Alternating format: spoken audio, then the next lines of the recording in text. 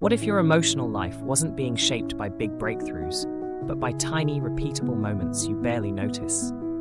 2,000 years ago, walking under the sun in Athens, Aristotle had an idea that still cuts right into our lives today. He said that who you are is not defined by your thoughts, your intentions, or your promises. Who you are is defined by what you do again and again. He called this your ethos, your character, not as something you're born with, but as something you're constantly practicing. If you repeatedly act with courage, you become courageous.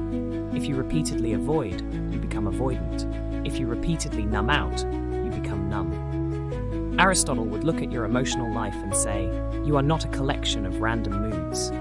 You are the sum of your practiced responses. So let's bring that into now. When discomfort shows up, anxiety, jealousy, shame, that tight feeling in your chest, what do you practice? Do you practice reaching for your phone and disappearing into a feed? Do you practice replaying the worst-case scenario in your head? Do you practice going silent or snapping at the people closest to you? Do you practice laughing it off so you don't have to admit you're hurt?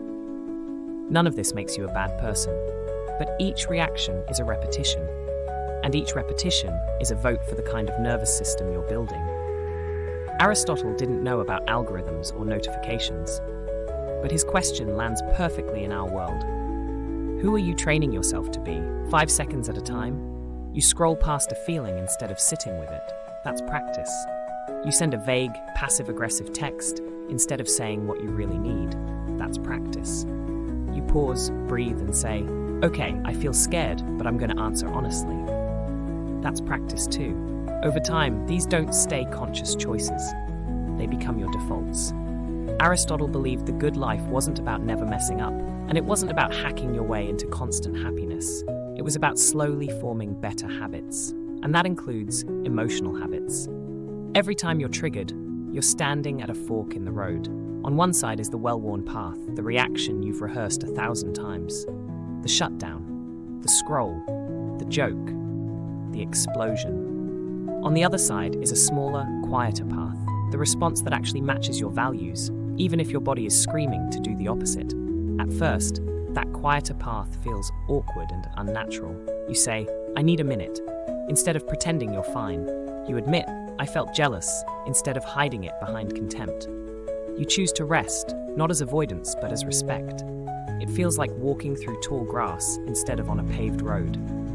Aristotle would say, virtue is built by choosing that better path, often enough that it stops feeling like a strange detour and starts feeling like home. So here's the experiment. Don't try to fix your whole life. Don't promise yourself you'll never react badly again. Just ask, in small moments, what am I practicing right now? Am I practicing avoidance or honesty? Am I practicing self-hate or self-respect? Am I practicing rushing past my own feelings or actually being here for them? Because in Aristotle's world, you're not just having a feeling in this moment. You're training your future self. This is the Emotional Systems Lab. If this opens something up for you, you're welcome to stick around for more episodes on the thinkers who can help you see and slowly rewrite the emotional systems running your life. And maybe, after this video ends, notice just one moment today where you can practice being a little closer to who you actually want to become.